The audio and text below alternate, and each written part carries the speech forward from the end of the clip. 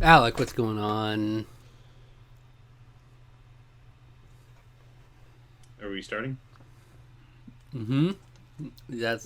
Me speaking. Wait, what? What? Oh, hi. How's it going? Yeah, How are yes. you? Wow. Well, you want You're to start telling that me one you're again? you're You want to telling me start that you're one from the not top? tired? You want to start that one again from the What? top? Don't deny your tiredness. Let's start Alec, that one from the top. A- A- Alec, what's going on? Oh, I was just finishing up roasting some opponents, some noobs in my 3D per first person shooter game. Oh, How did I get to such an amazing thing? I didn't even have to put a quarter in the coin slot to get that high score that I got in that game. I know what you mean. Yeah. Because we care so much about the high scores in first-person shooters these days. Right? Yeah, we Yeah, totally do. very Absolutely. applicable. My KDR, bro. Hmm. I was like, I had like probably a 6 KDR, which I don't know if that even makes sense when I think about it, but It whatever. does. You could have 6 kills, 1 death. It's a 6 KDR. Okay, yeah. But okay. I'm on friggin' fire, bro. Okay. Well, isn't this the antithesis to that though? High score. I feel like I guess high score handled it with a bit of respect. I feel like it handled what the. gaming, retro Oh gaming. yeah, absolutely. Yeah, no, it was quite good. I enjoyed it. Definitely, it was a good docu series. Like it was a nice little surprise just to see this on the front page one day. I'm like, Yeah, oh, I and hadn't heard anything like anything about this like in development or being produced or anything. And we have some really like great interviews with people that you wouldn't necessarily expect. yeah, like I didn't Um, know what to expect going into it, but I was definitely not expecting like these deep cuts they got in here. Where I was yeah, expecting all surface level stuff. It's like, yeah. I particularly knowing that Netflix is behind a documentary called Enter the Anime, which if you have heard of oh that, yeah, yeah. do not watch it. It is absolute trash. Because they have this caliber of like talent in the anime industry, Mm-hmm. and the interviews tell us absolutely nothing. They're as surface level and as cash grab as you can get because basically it's just Netflix being like, let's advertise about all of the anime that you can watch on Netflix. Right. Yeah. Not about anything like interesting about or insight into the industry, particularly when there's actually an element that's kind of disgusting, where some people are talking about like con, cons, how all consuming the animation industry is in Japan, where it's like I wish I had more time off or like I wish Mm-hmm. I had more of a life and stuff, and they frame it like wow, what amazing passion these people have that they're willing to give this up, and it's like no, they don't have a choice. Like if you love like if you're trying to be in animation, it's kind of horrible like what the industry does. It basically chews you up and spits you out. It's a brutal industry to work in. Mm-hmm. um and like I think it's more of just ignorant. I would rather say that they did it out of ignorance rather than like they're actually like trying to frame it like skirt aside the problems with the animation industry in Japan. They probably just didn't care or know or care. Mm-hmm. Um, so you can kind of like get away with ignorance, I guess. But I know don't watch it. This is a much better, far better produced documentary, Yeah. with worthwhile interviews from pretty spectacular people in the industry. Yeah. I mean, a couple of things. The production value is great. I Yeah, mean, they do like there's different interpretations of documentaries. Like you can have very different styles you can go with, and this one went with like dramatic, like like literally someone playing Space Invaders in the stars yeah. themselves, which is like With Becky it's Hyneman doing it that, it's seems really cool. wacky, but then it works actually in presentation. Most of the Yeah, stuff does because it handles it with a certain amount of integrity, which is what I appreciate. Because yeah, I feel like this is something that mainstream casual viewers could actually watch and be like, oh, and learn to appreciate some retro gaming stuff, you know? Stuff about Because the early days of video games and sort of the development through onto more modern times. because you and I are deep in the retro gaming world. Like, we've been in the retro gaming sphere for years, but for a lot of people, this could be their first exposure to it in any like specific sense, like historical. Yeah, I mean, yeah, we got our bread and butter back in the early YouTube days. That was basically the scene was about just about retro games, right? Yeah, So, that was like, and the All Gen Gamers podcast, which me and you both listened to quite a lot religiously, back in the day. We kind of cut our teeth on that stuff. So yeah, we definitely knew about like a lot of the stuff going in. that being said, But there I was think still new it's stuff packaged. I took away from it. Oh, absolutely. There was stuff I was so happy when they talked about the Fairchild Channel F. Mm-hmm. That was amazing, and I didn't know the story behind like the story behind it, and that was just what an incredible story. Like I'm really it's actually a little sad, honestly. Mm-hmm. But I was very impressed that they highlighted stuff like that, and there's other things like that that they did in the documentary, There's random highlighting. little things that you wouldn't Yeah, expect to be in there because usually they touch on the big things like Mario, Pac-Man, and whatnot, yeah, what you expect, and those are yeah. still done really well. But Hmm. then there's just random things thrown in like Gay Blade, Yeah, which which is like out of I nowhere. literally never heard of Because they before. went and they hunt down these people. Like they were like, we want this guy to talk about Gay Blade. Okay, just and they just Yeah, work it into the narrative. yeah, In some ways, like going into it, I was like, I don't know where they're going with this. Like, it's called High Score.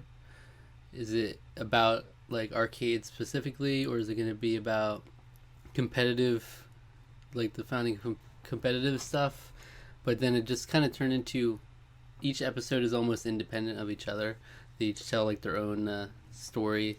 they are, and they do sort of still frame it with this idea of high score and competition, and every episode has an element of that in it for sure. Yeah, like they'll talk Um, about something historical in like gaming development, and then it'll just randomly be like a little bit of competitive thing, like the Sega World Championships gets in yeah, there, yeah, which is so it's like an undertone of competitiveness, but also like each of these could be watched on the their rock own. competition, rock the rock Yeah, was that was so wild. I can't believe I didn't really know much about the Sega World Championship, so like yeah, they went to hearing about that, Alcatraz. I yeah, it was like what the hell? what? What's And they happening? broadcast it on MTV. Like that's awesome. Yeah, Like good for them, you know. But yeah, I had no idea like they they're went to locked. They friggin' put them into the jail Alcatraz. outfits. They're locked them up.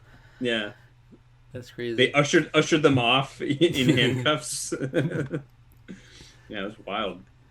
But yeah, I just so there's still some things that are missing, like from big key points of retro gaming, which is Mhm. almost like they could do a future season maybe if they wanted to, and I wouldn't mind it. There's more there, but it's kind of a loose ending too. It's not like you have to end it here Yeah. because like there's some big things that are missing, like Tetris. I was surprised Tetris They, didn't get they a big.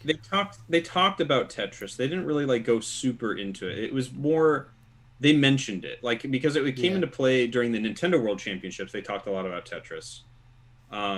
But they didn't like go super into like that's a whole other documentary series. And I feel like Norm, the gaming historian, has done I did like he did like an hour-long documentary on that. Highly recommend going to watch that, by the way. If you Mhm. haven't seen that, do yourself a favor and go watch it because he did an amazing job with that. But yeah, I mean the story of Tetris is its own thing altogether. Yeah. Anyways, so And obviously, there's more after where they ended too. They didn't even get into the N64 era, so if they wanted to do that, they yeah, could. so I was actually a little miffed. Hmm. It was probably unreasonably so, but it was because when they were talking about RPGs, uh, Yeah, they highlighted. I mean, I love Final Fantasy. Don't get me wrong. I think Final Fantasy is amazing.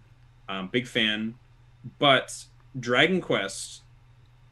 Dragon Quest doesn't have. Here's the thing: Dragon Quest doesn't have as much of an international appeal Hmm. Yoshitaka Amano is probably a lot better known in terms of like just because of the Final Fantasy name.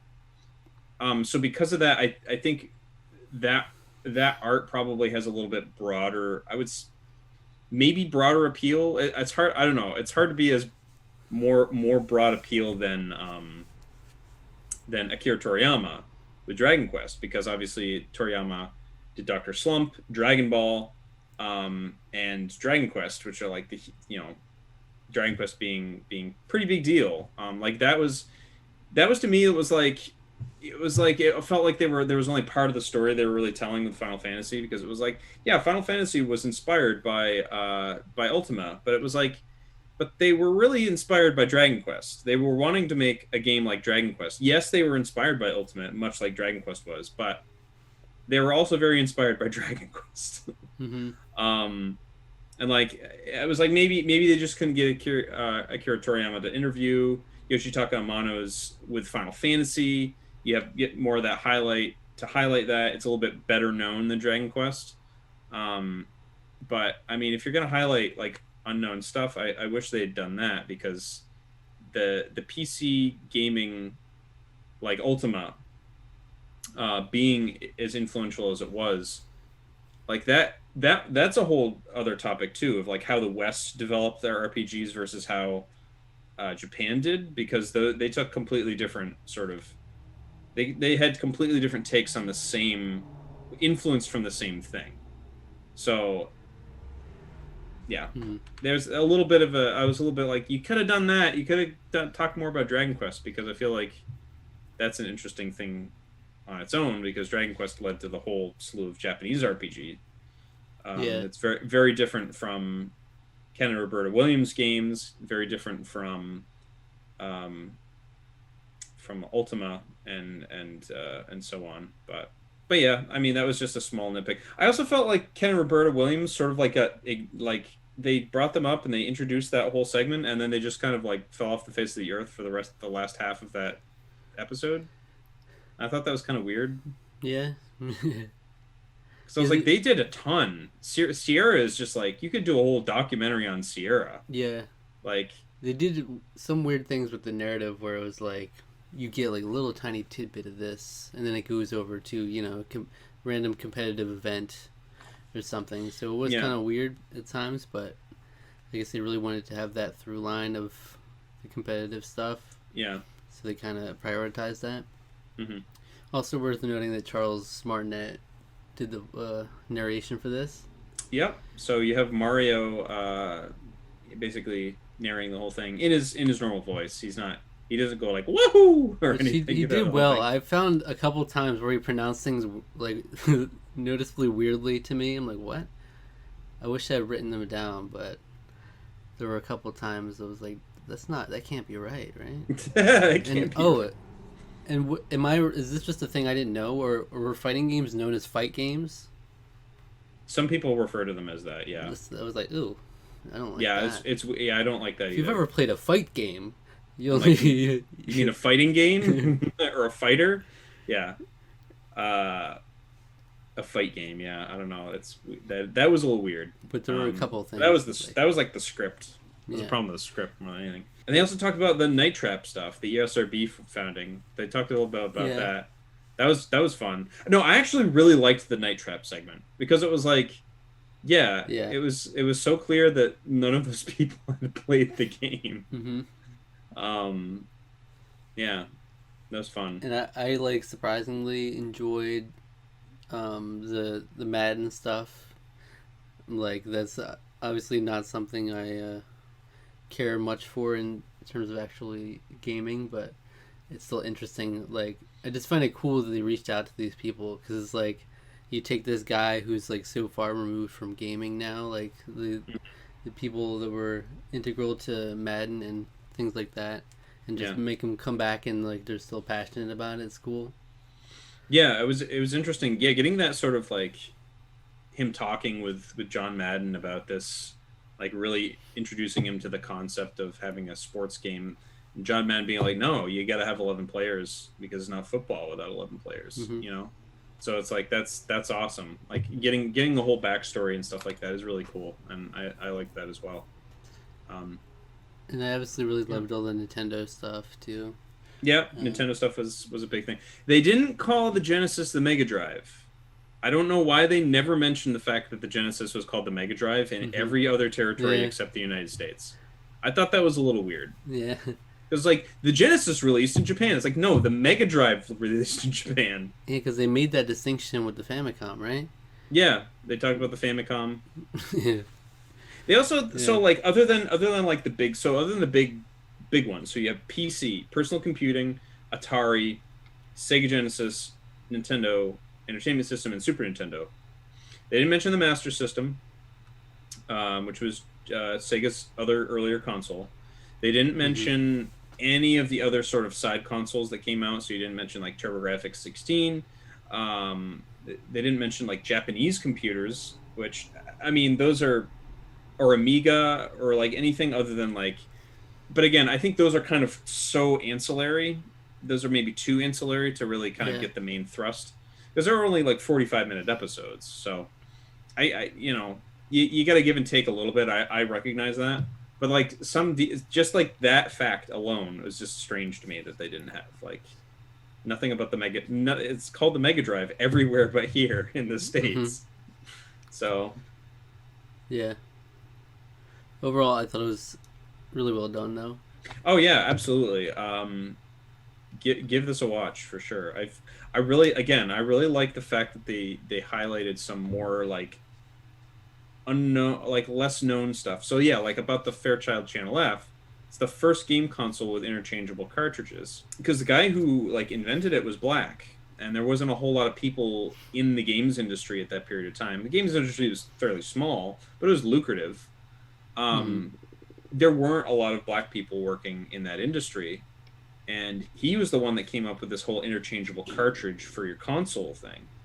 Um, which I mean that's huge. I mean, obviously we have our libraries of games Yeah, here, so like that was a really cool, a big deal when he came out with that. So it's not a very known individual in terms of games. He's not somebody that has a lot of recognition. Unfortunately, we obviously don't have his name with us right now. Like I can't remember his name off the top of my head.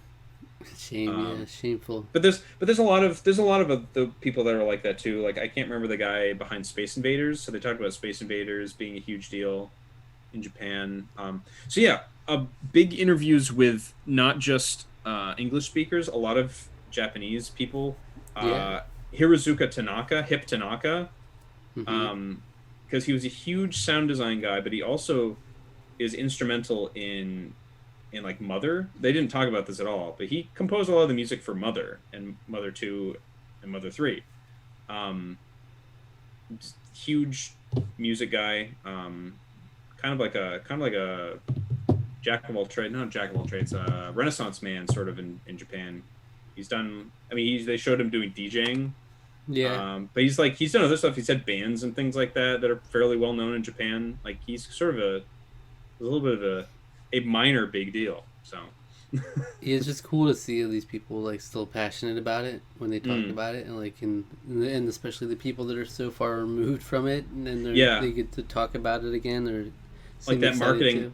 like the marketing director at Nintendo, where Yeah, she's like she hasn't been working at yeah. Nintendo for like 2 decades basically, but um, But she yeah, was like responsible for Nintendo Power, yeah, and it's awesome. they gave her the credit. You know, they give these people the credit that they're due. Yeah, It's yeah, nice. And even like little tidbits here and there, like how they talked about how Miyamoto would come over and smoke, smoke in their area and just say random things about like trees.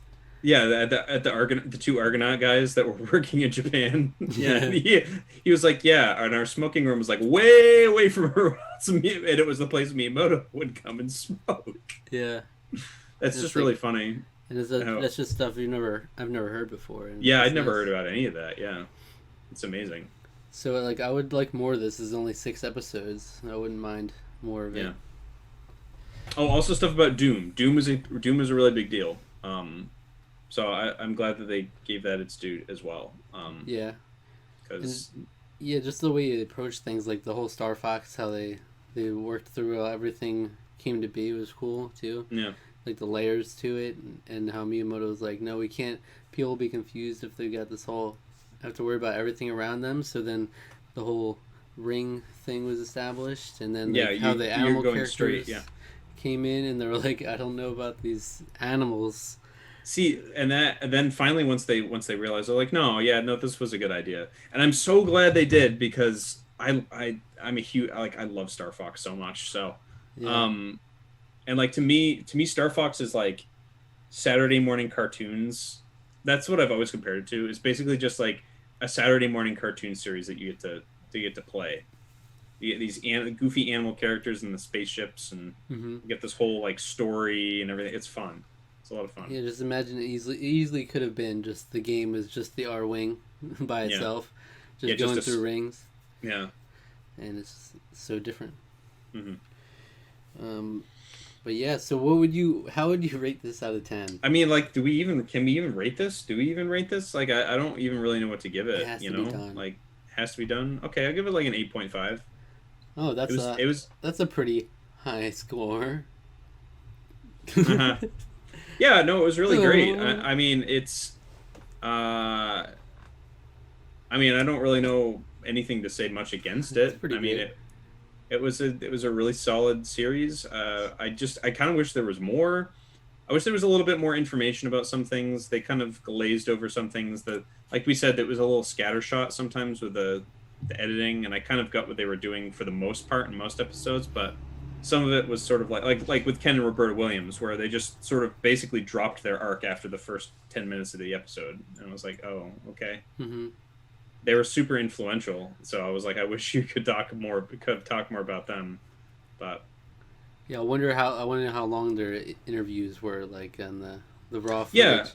yeah, like I wonder how much more information they got from a lot of those. It would be interesting because a lot of times when they're doing interviews like that, they usually interview people for like over 2 hours, sometimes more, depending on what Yeah, it they're could be a lot on what more. it is. Yeah, so I will give it an 8.5. okay, cool. I just took your score. Yeah, oh, I okay. didn't even think of one coming in, but it's like I don't know. That seems right. Yeah, It's right up there with Thor. It's right on par with Thor. you keep track of these. I don't even remember these till after they're done. Thor, we both gave an 8.5, so we could say that Yeah, this is just as good as Thor. yeah. Hard to say which one's better. Highly recommend watching it. Yeah. It's a very good series. Even with all the I would say all the knowledge we had, you still learn something. I still definitely learned Yeah. something. Yeah, a lot of So weird, random things, too. yeah, Alright, so okay, that's it. yeah, that's it. So Zach, what video should people go watch after they finish this one? They should go watch our Thor review. Yeah, might as well. Why did we give it an 8.5? Why is it just as good as High Score? Yeah, you'll just have to figure that out. Who has the highest? Who will set a new high score?